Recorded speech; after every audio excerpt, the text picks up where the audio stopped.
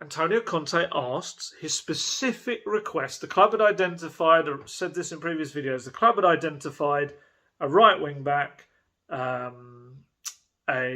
centre back, a left-sided centre back, and a striker as the three players they felt the squad needed. Antonio Conte came in and said, "All right, yeah, no, I get those, but I really would like a central midfielder." That was the one he called for.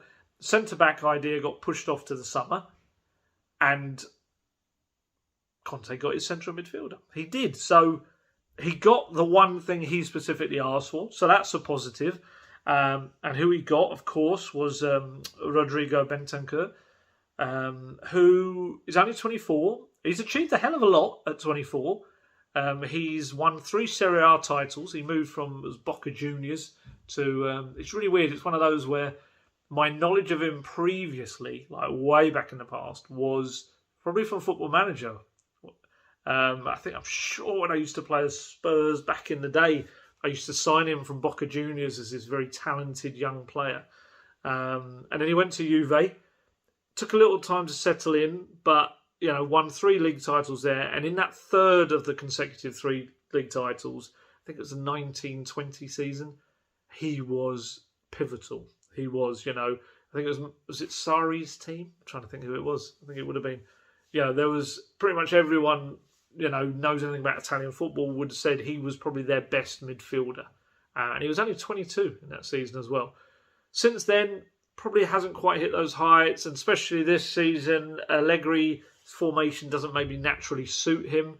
But a very talented player who Paratici really likes, and I think Conte very much signed off on it as well.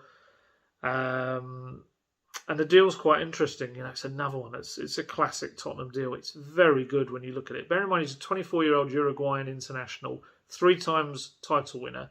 He is... Spurs are going to pay Juventus £15.86 million, which is payable over 3 years. And that could increase by another £5 million if certain objectives are met during his 4.5-year contract that he signed at Tottenham.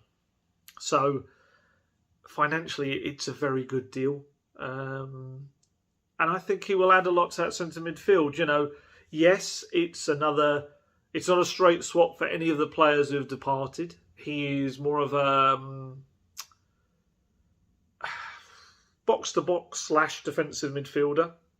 He, fits that very much that group of Skip, Højbjerg and Winks. There's some debate when I talk to people who kind of have watched him whether he better fits a midfield 3 or whether he can play in a 2 with the right partner. So it'd be intriguing to see how Conte works that, whether he goes with a 3-4-3 or whether he switches to a 3-5-2 to get the best out of him. In the season they won the league, he was quite creative. It was either 7 or 8 assists, I think he weighed in with, maybe more. So he can do it. I remember Pirlo compared him to Iniesta with his ability to hold on to the ball. I think he likes to kind of rush forward with it as well. Quite aggressive in terms of he picks up a fair few yellow cards. So that's maybe going to have to be tempered slightly in the Premier League because, that could prove to be a bit of an issue.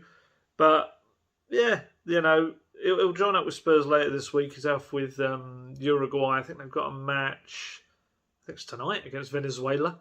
So you'd imagine he'll rock up at Spurs maybe Thursday, potentially. So, whether he gets to play a part of the weekend is another thing. But, yeah, I think he'll be a good signing. He's one that I think there's a good ceiling with, quite a higher ceiling to work with. I think Conte will really enjoy working with him. He knows Serie A inside out, Conte. So, he won't have signed off on a player, even if Paratici loves him, unless he felt that he would benefit and improve this squad. And I think Bentancur is going to be it's going to be a very good signing. I'm intrigued to see what that means for the others in that central midfield role. Maybe specifically Harry Winks, although potentially Harry Winks is maybe out of the 4 or 3. The 3 has been the one who's been threading through balls, playing balls over the top, maybe the most creative out of them. So if there's a worry that they haven't got enough creativity deeper, maybe he continues to play in that respect as well. So, but yeah, no, I think that's a good signing. Like I say, I'll dig out the fact slightly that he just went back to Juventus on the last day, but that's not to the detriment of the signings. It's just, I think, maybe the perception of it. So Bentancur, yes, I think he'll be good. And a permanent signing as well. So we'll see what he brings. And we also got a creative, very versatile attacker in Dejan Kulusevski, who, yeah, he's an interesting one. I think in the early days with this move was I could kind of see it was likely to start to progress. I think because it was still in the Luis Diaz headspace, it was like, oh, but Diaz is so great, he's never going to be as good as him. Which is harsh because I think they're very different players as well. I wasn't crying. It made it sound like I was crying about it. But yeah, Kulusevski, he's 21 years old. He can play on the right. He can play centrally as an attacking midfielder. He can play up front as like an auxiliary striker as well. So there's another option there to support or potentially allow Kane to have some minutes of rest. Kulusevski was Serie A Young Player of the Year in the 1920 season. It's only 2 years ago. Paratici loves him. I was watching Di Marzio, the Italian journalist, was talking about him on Sky Sports News. He was raving about him. He said, there's an incredible player in there. I mean, he certainly was very good. He had 2 loan spells at Parma, one from Atalanta, I think, and then one when he signed for Juventus, he went back. He definitely is a player that Conte wanted at Inter, but he lost out to Juve, and then he went and did that great second season loan at Parma, which won him that Young Player of the Year award in Serie A. He's physically, I can understand bringing him in. Physically, let's say, compared to someone like Bryan Gil, he is more ready for the Premier League. He's a big lad. Like I say, he's only 21, but he's built well, and physically you'd think he'd be able to handle what the league is going to throw at him. I've heard people say he's not the fastest, but he's got good skill on the ball, an eye for a pass. Good decision maker. He's a Swedish international. I've got the details of his deal is quite interesting as well. So he essentially arrives on loan. It's an 18-month loan, which Spurs will pay £8.3 million for. And the breakdown of that is £2.5 million for the rest of this season, £5.8 million for next season. And there's also an obligation to buy him permanently if he meets certain criteria. I presume that's appearances. And also an option if he doesn't meet those. And both of those are £29.2 million, which again, in classic Spurs ways, is payable within 5 years. So it can properly be spread out, that. Yeah, he's a really interesting one. I listened to his interview as well. Obviously, watched as much as I could of him in action, and his interview was quite interesting with Spurs. Every word was Conte. The words Conte would love. It was very much about the team. I will do this for the team. It's not about me. Everything I do in my way of playing, is for others, and that's what Conte wants. He doesn't do mavericks. He doesn't do showboaters. He wants players that have. He said it. He told me this himself when I asked him about something. I can't remember what it was, but he said, that I have very set tasks for every player in my squad. Every player that plays on the pitch knows they have these certain things I expect them to do on the day and for others.